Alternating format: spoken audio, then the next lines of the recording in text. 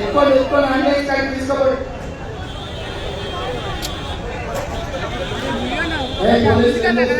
చూడండి ఆంబులెన్స్ తీసుకెళ్ళండి.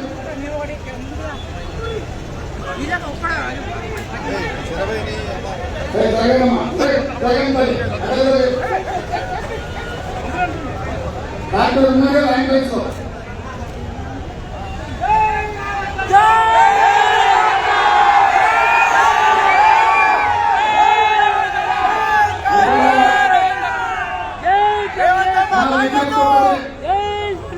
కాంగ్రెస్ పార్టీకి అధికారం కొత్త కాదు. 70 ఏళ్ళలో 50 ఏళ్ళు కాంగ్రెస్ ఈ రాష్ట్రంలో ఈ దేశంలో ప్రభుత్వాన్ని నడిపింది, పేద ప్రజల కోసం పనిచేసింది. ఈ చేవెళ్ల పార్లమెంట్ నియోజకవర్గం అంటే కాంగ్రెస్ పార్టీకి ఒక ప్రత్యేకత ఉంది. చేవెళ్ల ప్రాంతం నుంచి 2004 నాడు డాక్టర్ వైఎస్ రాజశేఖర రెడ్డి గారు కరెంట్ ఇచ్చిండు, రైతు రుణమాఫీ చేసిండు, రైతుల కార్మికశ్రీ పథకాన్ని తీసుకొచ్చిండు, ఫీజు రియంబర్స్మెంట్ తీసుకొచ్చిండు, మైనార్టీలకు 4% రిజర్వేషన్ ఇచ్చాడు. ఆనాడు వైఎస్ రాజశేఖర రెడ్డి గారి నేతృత్వంలో చేవెళ్లలో బయలుదేరిన పాదయాత్ర ఈ రాష్ట్రంలో దేశానికి ఆదర్శంగా నిలబడే నిర్ణయాలు తీసుకున్నారు. రైతు రుణమాఫీ జరిగింది, ప్రతి పేదవాడికి ఇందిరమ్మ ఇంజక్షన్లు, ప్రతి పేదవాడి కింద చదువుకోవడానికి ఫీజు రియంబర్స్మెంట్ చేసింది. అందుకే కాంగ్రెస్ పార్టీకి చేవెళ్ల పార్లమెంట్ అంటే అత్యంత ప్రత్యేకం. అందుకే ఇవాళ ఈ చేవెళ్ల పార్లమెంట్ నియోజకవర్గం నుంచి కార్యకర్తలతో మాట్లాడడం, ప్రజలతో మాట్లాడడం, నాయకులతో మాట్లాడడం, సర్వేలు చేపించడం, తండాలలో పోయి నా లంబాడి సోదరులను అడిగారు, మీ అభ్యర్థులు ఎవరైతే బాగుంటుందా, మీరు ఎవరికైతే ఓటు వేస్తున్నారు, వాళ్ళందరూ ఏకగ్రీవంగా రంజిత్ రెడ్డి సార్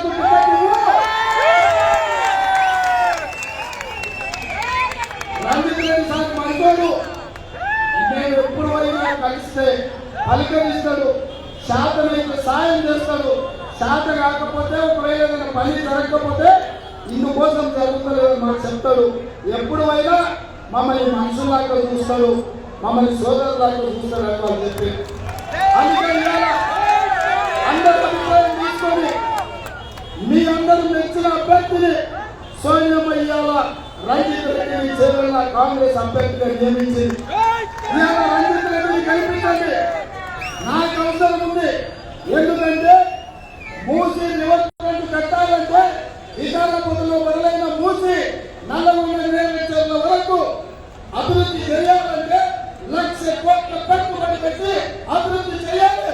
ఈ అభివృద్ధి చేయాలంటే కేంద్రంలో అనుమతులు తేవాలి, పార్లమెంట్ లో మాట్లాడాలి. ఇవాళ ప్రభుత్వం అనేది 10 ఏళ్ళు మన అధికారంలో ఉన్నాం.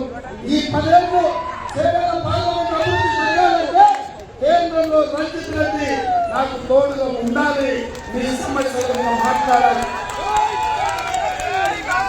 మూసీ రివర్మెంట్తో పాటు మీ గండిపేట, హిమాయత్ సాగర్ మీ ప్రాంతాలను అభివృద్ధి చేయాలి, ఉస్మాన్ సాగర్ అభివృద్ధి చేయాలి.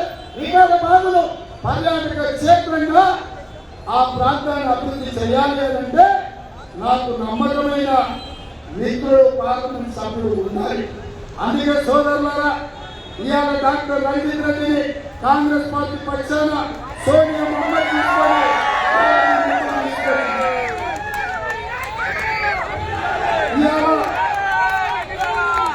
రంజిత్ రెడ్డి కాకుండా ఇంకెవరికైనా ఓటేస్తే పానకంలో పుడకలాగా తయారవుతారు, కాళ్ళల్లో కట్టెపెట్టేతో అవుతారు. మనం అభివృద్ధి చేయాలంటే అభివృద్ధి చేస్తే కాంగ్రెస్ పేరు వస్తుందో అని అడ్డుకునే ప్రయత్నం చేస్తారు. ఒకవేళ నరేంద్ర మోడీ నిజంగానే చేసేది ఉంటే 10 ఏళ్ల నుంచి ప్రధానమంత్రి ఉన్నాడు. మన విధాన శాటిలైట్ సిటీకి జైపాల్ రెడ్డి గారు 2,500 కోట్లు ఇచ్చింది. అవి ఎందుకు రద్దు చేసిందో మిత్రుడు విశ్వేశ్వరరెడ్డి గారు చెప్పాలి. ఎందుకు ఎంఎంటీఎస్ రైలు ఏ కొత్త పోలేదు, ఎందుకు ఎంఎంటీఎస్ రైలు మీకు చేవెళ్ల వరకు విధాన పోతుంది కాలేదని అడుగుతున్నా. ఇవాళ వాళ్ళకు ఉపయోగం, చేవెళ్ల ప్రజలకు ఉపయోగం లేదు. అందుకే నేను కూడా వికారాబాద్ జిల్లా నుంచి ఎమ్మెల్యేగా నా 3 మండలాలు ఇవాళ వికారాబాద్ జిల్లాలో ఉన్నాయి. రాష్ట్ర ముఖ్యమంత్రిగా ఈ జిల్లా నుంచి నేను ఉన్నప్పుడు తాండూరు, పల్లి, వికారాబాద్, చేవెళ్ల, అదే విధంగా మనకున్న మహేశ్వరం, రాజేంద్ర నగర్, అదేవిధంగా శేర్లింగపల్లిలో అభివృద్ధి జరగాలి అంటే మన పార్లమెంట్ సభ్యులు ఉండాలి. మన పార్లమెంట్ సభ్యులు నిర్వహించాలనుకుంటున్నారు. మీరు అనుకున్న అభివృద్ధి చేసే బాధ్యత నాది. ఎందుకంటే ఇవాళ నా పార్లమెంట్ సభ్యుడు నా చేతిలో ఉంటే, నా కండగా ఉంటే ఢిల్లీలో అన్ని అనుమతులు ఏడాది కాలం సాధిస్తా. 1,00,000 కోట్లతో మూసి రివర్మెంట్ అభివృద్ధి చేసి మీ భూముల ధరలు, మీ మొత్తం కాలుష్యాన్ని మొత్తం కడిగే బాధ్యత నాది. నగరాన్ని విస్తరించే బాధ్యత నాది. ఇవాళ మీ ప్రాంతాన్ని అభివృద్ధి చేసే బాధ్యత నాది. అందుకే సోదరులారా, రాజేంద్ర నగర్ లో ఇవాళ ఏర్పాటు చేసిన సమావేశం నాకు సంపూర్ణమైన విశ్వాసం కలిగించింది. ఇవాళ చేసింది చెప్పుకోలేక, ప్రజలకు ఇచ్చింది చూపించడానికి లేక, బీజేపీలకు ఒకటే పిచ్చి పడుతున్న దేవుడి పిచ్చి. నేను ఒక మాట చెప్పాలనుకుని ఇక్కడ ఉన్నోళ్ళకు, అయ్యా దేవుడు గుడిలో ఉండాలి, భక్తి గుండెలో ఉండాలి. అవునా? మన తండ్రుల తాతలు, ముత్తాతలు, వాళ్ళ తండ్రి తాతలు కూడా దేవుళ్ళ పూజ చేయలేదా? కోనాల పండుగ చేయలేదా? బతుకమ్మ పండుగ చేయలేదా? ఎల్లమ్మకు, మైసమ్మకు, కోసమ్మకు కోడి వేయలేదా? కళ్ళు వేయలేదా?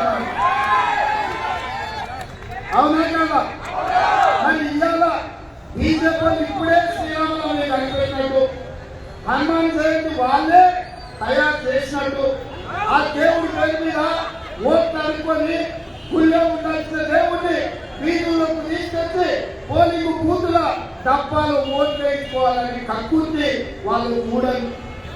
అందుకే దేవుడి పేరు మీద, మతం పేరు మీద, భాష పేరు మీద ఎవరు ఓట్లు అడగడానికి వచ్చినా వాళ్ళని పొందబెట్టండి. ఇవాళ మతాలకు, ప్రాంతాలకు, ఇట్లాంటి మతతత్వ విధానాలకు వ్యతిరేకంగా ప్రజలకు తీర్పు ఇవ్వాలి.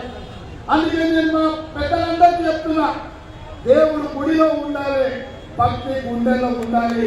అప్పుడే నిజమైన హిందువు, అప్పుడే నిజమైన హిందూ. అంతే తప్ప దేవుడిని అడ్డం పెట్టుకొని ఓట్లు వేసుకోవాలని చూస్తున్నారు. నేను అడుగుతున్న విశ్వేశ్వరరెడ్డి గారిని, ఇవాళ ఎస్సీ, ఎస్టీ, బీసీ, మైనార్టీ రిజర్వేషన్లు నరేంద్ర మోడీ, అమిత్ షా రద్దు చేస్తామంటూ విశ్వేశ్వరరెడ్డి గారు మీ విధానం మీకు చెప్పండి. మీకు రాజ్యాంగం తెలుసు, మీరు చదువుకున్నారు. మీ ఫాదర్ జస్టిస్ గా, హైకోర్టు జస్టిస్ గా ఒక పెద్ద న్యాయ కోవిదుడుగా పనిచేసింది.